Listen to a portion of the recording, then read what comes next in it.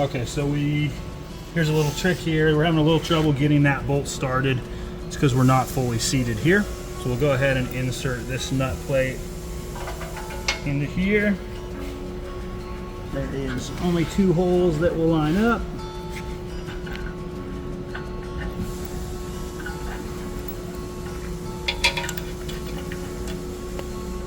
Get both of those started.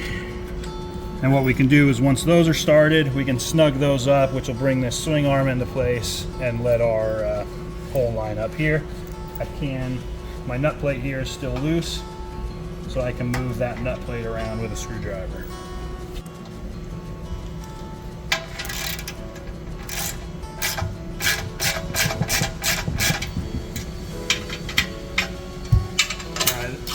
Then we'll want to get all of them snugged up. And I like to snug them, back them off slightly.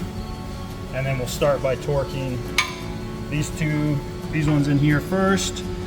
Then we'll get our top one down, and then we'll get the back and the face ones. Well, that way you can get onto the back side of it.